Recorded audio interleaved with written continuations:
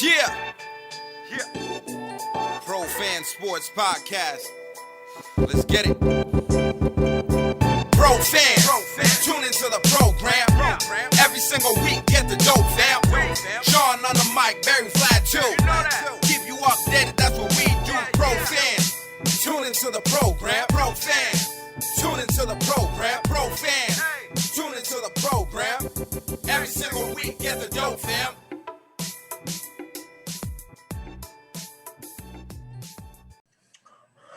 All right, welcome back, everybody, to Pro Fan Sports Podcast. Today we have with us Matt Chatham, two-time Super Bowl champion, ex-Patriots, and we have Barry Ebua. And we will be talking about the Patriots and yesterday's game, this new season, all the chaos that's going on down in Foxborough. Welcome to the podcast, Matt. Thanks for having me on, guys. This should be fun. Awesome. For sure, absolutely. Yeah, no, it's exciting to have you on. Looking forward to, having a great and fun episode and talking some Patriots and some football, since we had a pretty crazy week one in the NFL. Right. Exactly. Pretty crazy week one in the NFL, pretty crazy week one here in New England. Oh, yeah, absolutely. Matt, as somebody that played for the Patriots, somebody that played for Bill Belichick, tell me, what is the feeling down there in Foxborough right now? I'd say one of the things that Bill was always really good at, was not getting too high or low and teaching. So those are sort of two different things. There's the emotional component of the high-low thing. Like, if he comes out and eviscerates you after a bad week, then that's really not his thing, because it's not. He knows the pace of the thing. Imagine this is a guy that's run more football marathons than anyone in the history of the game. So, I think he understands the pace of the season, and if he's not going to go out over his skis on week one and just crush guys, but that will never get in the way of the teaching, and I think the teaching part is super, super important. So he'll sometimes go hard with the emotional stuff when you played pretty well, but there's sort of a play or two or three that you just got to get because he knows it'll matter later. But that said, if you really were legitimately overmatched, and that's certainly not this game, but maybe go back to the playoff game of Buffalo, right? If you just got walked over, right? And in those situations, you may have there's personnel issues and calls and literally execution. You can't name it when you get beat that bad. There's just too many things to list. And in those instances, when you've had that kind of performance, he isn't going to lay on you because there's just too many things wrong. The speech isn't going to change anything, right? Mm-hmm. But I think in moments like this, like yesterday's game, like Sunday's game, those are the kind of games where it's teaching time, man. I mean, both these teams had approximately the same total yards. I mean, total net yards are almost identical. Time of possession pretty close to one another. They go down on the road and turn the ball over 3 times. They force a decent amount off the other team, but they had the ball in their hands multiple times and didn't come away with it. There was I believe it was I don't know if it was Marcus or Jack. One of the Joneses had that ball on Tyreek Hill, and he out jumps him. He's there, he frames it, but he doesn't come away with it. And then you get the tip ball late where I think it was Dev or maybe Kyle, but another one. Tua throws it to you and you don't secure it, right? And then we get the Aguilar down the stretch, playing pretty well in the game prior to that point, and then puts it on the ground when they're starting to drive with still about 5.5 left. So just so many teachable moments to say, hey guys, we look bad on the scoreboard, but when you go back and watch this film, I mean, you just can't do these 5 things. And if we had played, out of our minds, you can't do those 5 things. You just can't do those 5 things and win in the NFL. So it's not about us. It's about those are sort of the lines you can't trace and ever win in the NFL. So that's helpful because I think as a player, you're like, you know what, you're right. You sit in that meeting, you go, damn, that isn't that hard to fix. I'm a dumbass for letting that happen. Let's fix that. And usually you can kind of see how the process works.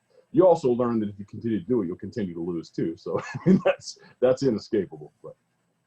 Yeah, I mean, like you pointed out, there was so many things wrong, and like you said, the teams had the same amount of yards. There wasn't a big disparity between the teams, really. Even Bill Belichick in his press conference after the game, he was saying, it really was 1 or 2 plays that separated the teams, really that 4th down play before the half and that sack fumble as well, and well, what did you take away from the game as far as what led to this loss and how the Patriots played, the coaching staff calling the offensive plays, so on and so forth. Yeah, I think his point of the two-play thing is pretty accurate, and I want to make sure that people that hear it don't take it as excuse making, because it's not. He's not telling his team, "Hey, we're fine, just 2 plays away, we're good to go." No, he's saying like you had this effort that was equal to theirs, but you shot yourself twice, and you will lose every time if you keep doing that. That's two different things. So I think sometimes people say, "Hey, we were 2 plays away." It's not the guy on a bad team or leading a bad team that's saying, "Hey, we're almost the same as them, 2 different plays." That's a different kind of messaging. That's not how Bill does it. He's bringing that up to say, "Hey, you did all these things right, and by virtue of not executing it, it's 2 relatively easy situations." I mean, I think look at it in the spot there with the touchdown to Waddle. It's very ballsy, obviously, to make that call on 4th and 6 or 7 or whatever it was, but it doesn't have to be a touchdown. It's a slant that's completed from a little bit of off coverage, but it was just misplayed badly by really 3 people. Mills is, he's not super tight to it, probably to the point where it would have been a completion, but a completion doesn't have to be a touchdown. And Kyle Duggar, who had, man, he was impressive. like he was a highlight tape other than this play. And, so your probable defensive MVP on the day has one of the worst mistakes. It ends up costing 7 in a game where they really needed that 7 desperately, because they kind of had that 7 taken away from them on that opening drive where they missed the pass interference and you get a change of possession. So, it just shows you the margins are so tight, and you can't have critical errors. That's what they call them. It's not just I made a mistake and somebody got 10 yards. It's like I fell down and, somebody went another 30 or 40 and scored in a really tight game. Relative to the sack fumble, I think that's another one that I know would eat at them, because it was not some exotic pressure. It wasn't like some sneaky, corner swap thing. And, oh, my gosh, couldn't have seen it. Like, that came from second level. The guy was creeping early. It's not a pressure unlike it saw at other times in the game. But the big thing is, it happened, and it's one thing if it's a sack. So I'm always careful when we talk about plays like this, because I don't want to like crush one dude, because when it goes that bad, a couple people could do a little better. It did appear, and I think from the post-game comments, that Trent Brown should have somehow, some way been involved in the protection. So maybe it was a call that prevented him from going there because the call was wrong, or maybe he just didn't get the call right and didn't, see the floater or whatever. But another thing, though, the quarterback, they always say, is often partially at least responsible for pressures, for blitzes, right? So when they bring an extra, he needs to know that, right? You can't get blindsided and surprised by something. He has to identify, okay, he's moving. He's either put himself in the protection where, I'm actually blocking him by virtue of getting it out before he gets here, or we've called it correctly in front of me to pick him up. One of those two things that didn't happen. We don't know which from the outside. But the point of it is it's a critical error, right? It's something so big and bad. It's not as if, we didn't get that one and Matt goes down and it's unfortunate. It's 2nd and 17 and you got to live to see another day. It's 1 play drive, 7 points for the other team. Like, that's just too much, right? You can't overcome that, especially on the road. So that's really the big takeaway. It's not that there was some sort of ineptitude with the offense. I think there's a lot of positive signs there, but they just buried themselves so many times. We don't get to talk about that today, So that's kind of how I read the situation. Yeah, definitely. I mean, I guess the next phase of the game was the coaching, right? And that's something that we've been talking about all year since Josh McDaniels left, and especially on the offensive side, who's gonna call the plays, who's really making those decisions.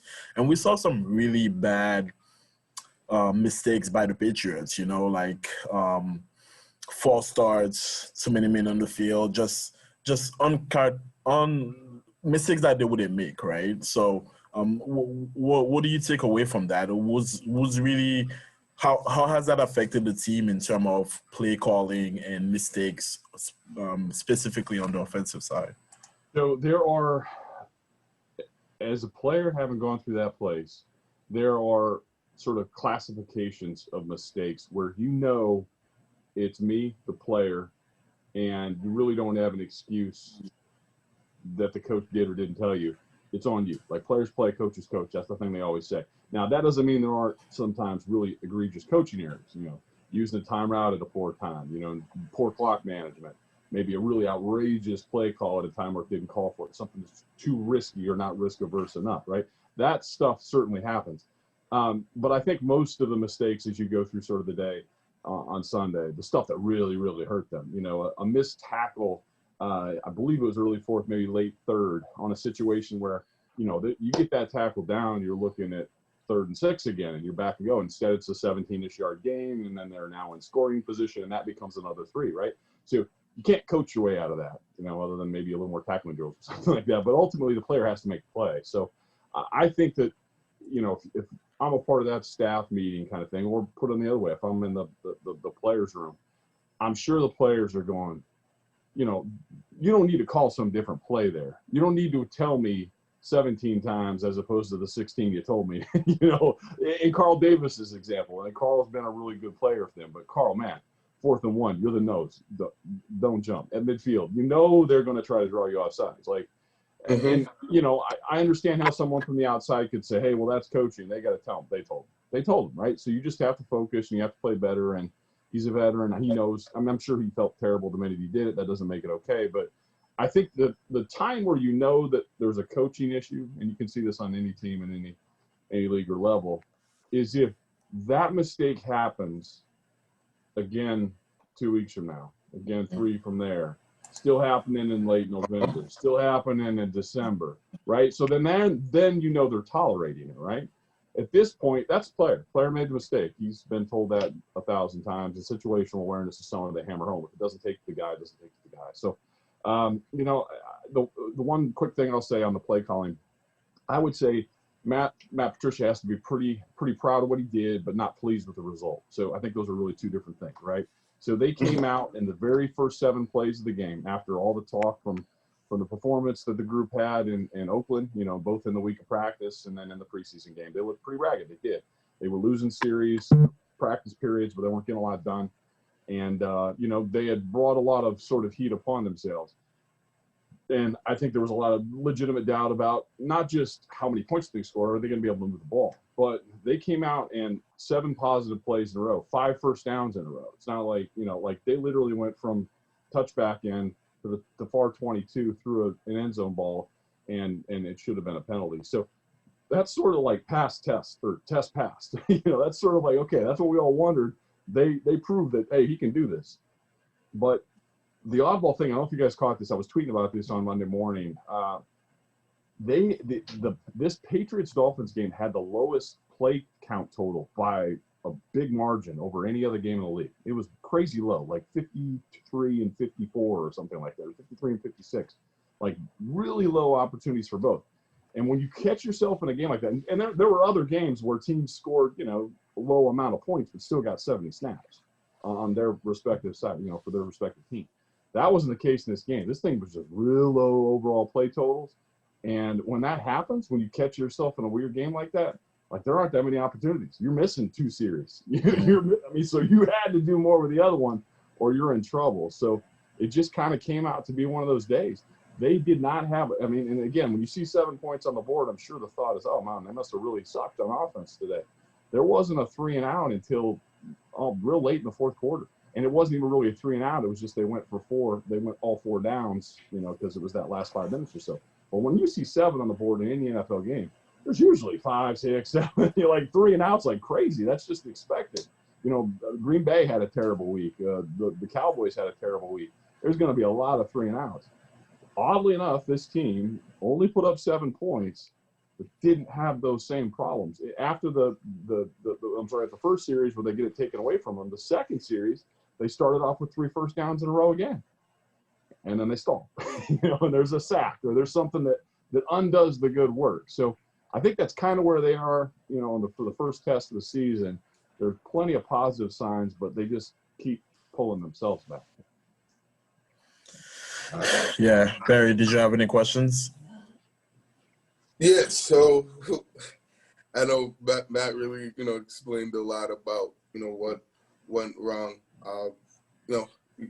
yesterday and what, what the takeaways are, from an, offensive standpoint and, defensive standpoint.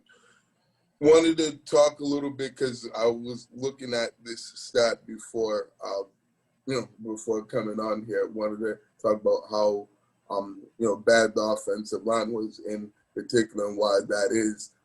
Since I think I was reading that Mac Jones had like the least time to throw the football out by far out of any other quarterback that played yesterday, and didn't really it was getting constantly pressured. So what happened? Because I feel like that had a big effect on why the offense played so poorly and wasn't really able to execute and move the ball down the field as effectively and sustain those drives as we'd like to see them do. So what did you see from that part of the game, and what do you think went wrong? Yeah, I'm actually really glad you brought that up, Barry. It's something I was tweeting about a few hours ago before he came on the air, and somebody had tweeted out that story that I think it was a PFF article or something like that. They sort of aggregate these stats and they show that happens. I think that's one of the stats that's not particularly helpful. There are definitely times where lack of time to throw, if you're just sort of getting like a net stat because you took it over 60 plays, you said here's 60 snaps or here's the amount of time you had. But what happened with the Patriots is they took out the fullback. We know that the Johnson's on another team now. So they played a good amount of 12, at least in that 12 is one back and the two tight ends. But they used their tight ends, Jonnu, sometimes spread a little bit in the wing, so it's almost like part of a spread. The point of it is Mac was in the gun. So these are sort of spread concepts. And what that generally means is that they're only going to protect with 5 dudes. So center, 2 guards, 2 tackles. Maybe somebody's chipping and releasing. Basically, he's in the gun. There may or may not be a fake to the back because the ball is coming out, right? So you can tell in that scenario, if you were to, ball snap, and the other half of this formula is Miami is one of the biggest pressure teams in the league.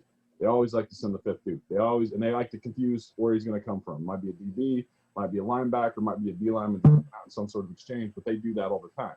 So if teams A blitz a lot, and B, you're already in spread. You're in spread basically saying we're protecting lightly. In other words, we're sending everyone out. And the route concepts are shallow. So they're not running 30-yard routes. They're running 8-yard routes. They're running 6-yard routes. Basically, his back foot's supposed to hit, and it's supposed to be out before 3 seconds. So that stat I don't think is particularly helpful with the Patriots because it can be out over and over and over again prior to 3, and it doesn't mean he was under duress. It might just be the design of the play or what happens when you play a lot of spread plays. What I think is a better indication of struggles, yards per play is one of them where, like you're sort of the efficiency or you're actually moving the ball, and points. I mean, unfortunately, I think that's the thing we're all kind of hammering on. Like, we can talk about all this stuff all day long, but ultimately they got to put it in the end zone. And that's probably the thing Bill cares about the most. They only got to the red zone just the one trip, I believe. They had the walk down the field. Excuse me, I guess it's 2 because they hit it at the 22. Officially, they call the red zone, I think, the 20. But the highlight's 30 to 20. It's still a scoring area. I never liked that they do that. But the point is, they didn't get down there a lot. They had plenty of drives where they take it from deep, bring it back over across midfield, get into their territory, and a lot of the stalls were happening right in that little zone. So I think one of the biggest issues they had were those protection breakdowns that you talked about. Now, granted, this is where just because that stat isn't particularly helpful doesn't mean that they didn't have protection problems, because they did. There were several situations, one where, you have a rusher right free in a max lap and he just goes down. Now you're out of, you just had 2 first downs. Now you're at 2nd and 17. Like, oh, okay. And we know the one with Trent and the sack fumble thing. So, there were just 4, 5, 6 of those plays where it's straight up busts, and it's not even a matter how long he's back there. It's just like he's taking a sack. He's going down or he's got to dump it. The thing I would like to see, and the thing sort of after rewatching it this morning that I think was probably the thing that would affect this most, is more play action. And that means that they're going to need to run the ball a little more consistently. They had pockets of good running, but there were moments where it wasn't good enough. Not able to convert it 3rd and 3 on the ground. Those are the kind of things. Damian Harris is a dog. I love that dude. Like, they need to get him going and get him, getting yards every time, get more movement. And the second part is that if you are consistently doing that, Matt can go more into the stuff where it's in his belly, out, and then reading. They were really, we're going to run it or we're going to spread. And that was kind of it. So it kind of felt like a 101 day for them. And as this offense grows, they'll need to integrate some of the other stuff. Yeah, no, for sure. I absolutely love the see some play action and more things like that, I think that will certainly, help this offense, play much better and execute better for sure. But like you said, that definitely starts with the running game. Gotta be able to not only run the ball but commit to it and and do it effectively to be able to sell that play action.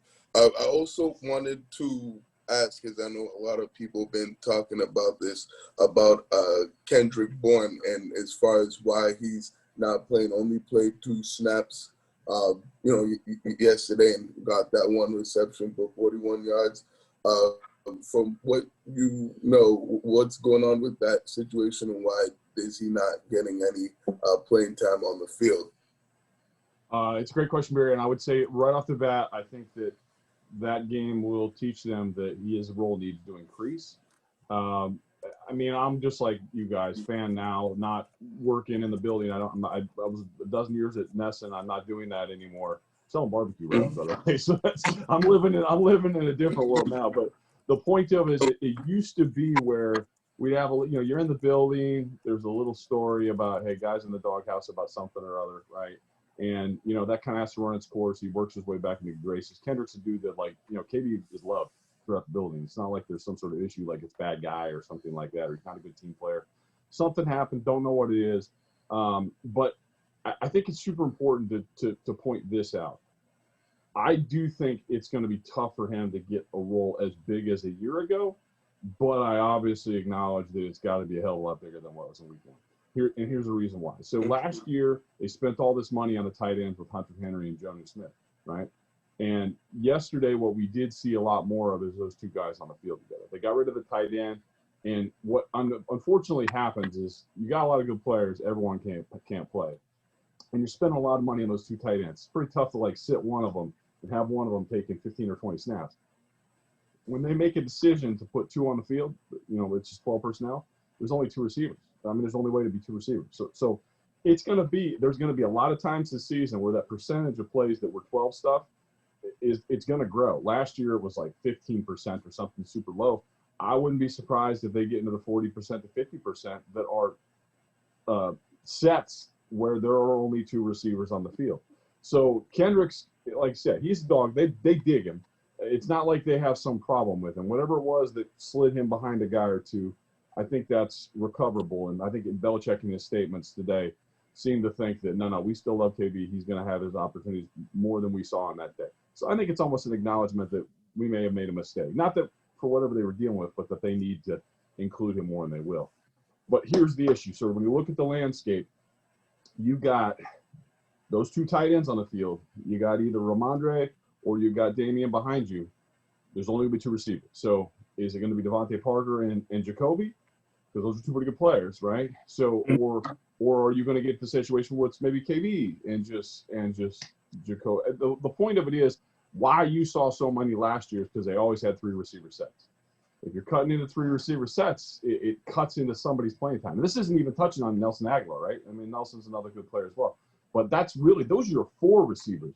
But if you play the 2 tight end stuff, which for that first drive of the game where they walked on the field, that was 12. That wasn't the many wide receiver thing. It was two receivers and 2 tight ends. So that may very well be their lead group, which will cut into somebody's play.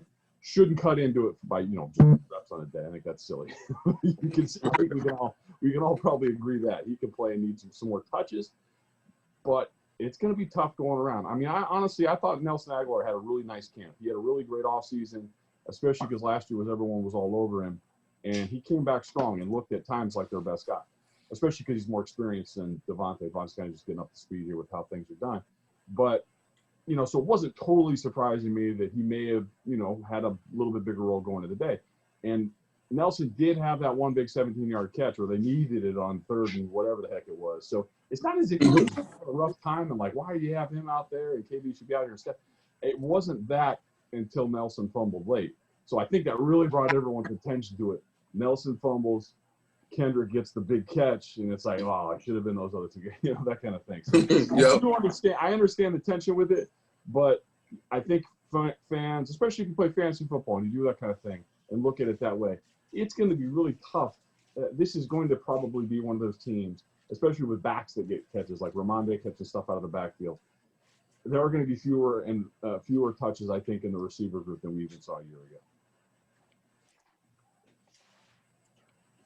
So glad I could actually catch you guys.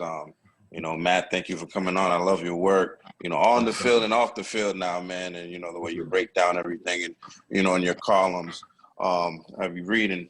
I know you don't have too much time left, but I did want to ask you, because you touched on Belichick a little bit, I feel like Belichick's been making some excuses lately, as far as what's going on with the team. And I feel like, like a game yesterday, he was talking about, a few plays here and there we could have, been right in it or something along those lines. Is Bill Belichick getting a little soft, or does he feel like he needs to say some of these things, to help his team out? Yeah, we talked a little bit off the front, and I think the way you said it, I want to touch on this too, because I think it's a good question, because I can totally understand how that would hit a fan's ear that way. And I think it's honestly, you always have to think of how Bill does this stuff. He's very tactical with the way he takes stuff to the podium, right? He's never speaking to like us, right? He doesn't care what we think. He's talking to the players. Like there's literally when such and such asked me a question from name an outlet, in town, it doesn't matter, right? When he is willing to divulge an answer that he wants to give, he's not saying, okay, I'm willing to give this to the dude in Canton or the dude in wherever, right? He's talking to the people behind him. It's always been that way. He's literally, here's the message I'm willing to say, and I'm talking not there, I'm talking back behind me to the locker room. That's always been his thing. So, like, these are messages, he doesn't care what fans think. I mean, I know that sounds kind of cruel, but, like, it's not, his messaging is more for them. So when he's saying that whole thing about, hey, we were 2 plays away, that's not to say, hey, and I think we're okay. We're good. Just two away, we're pretty close. That's more like an angry thing when they go back in private. It's like, you were so close to being good, but you are no good because of and you can see just how close you are, right? If you can't get that done, you'll never get to where you want to be.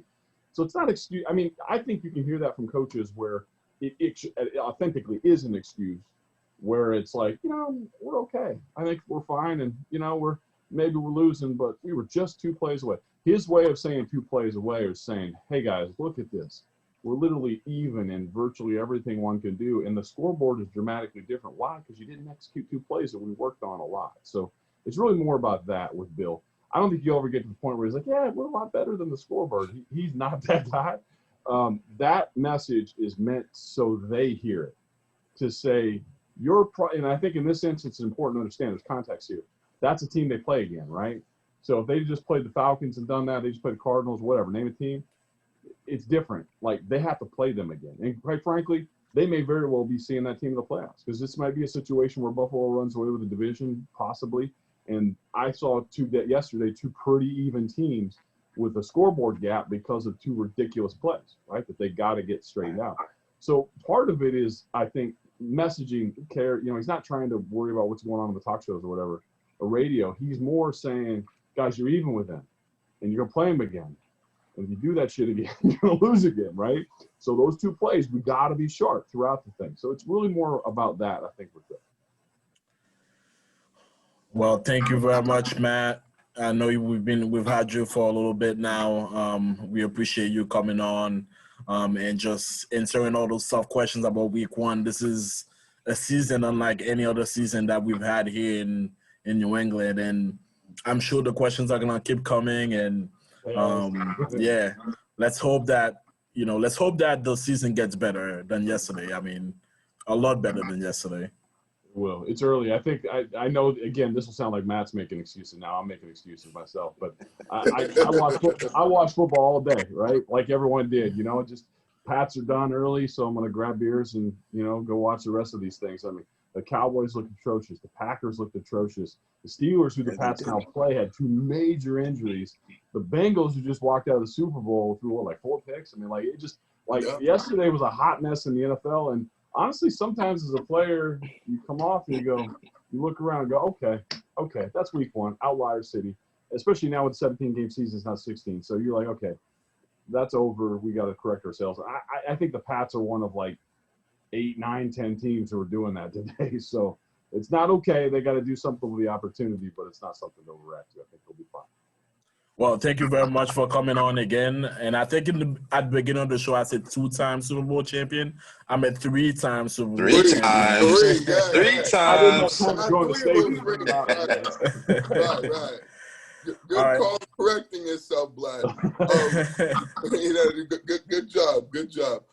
Real quick, Matt, I know you got a barbecue brand out. If you can just tell us real quick about the barbecue brand that you have out and how people can get it, because I've seen it on your social media and I'm actually interested in getting me one. So just if you can talk to us about that a little bit.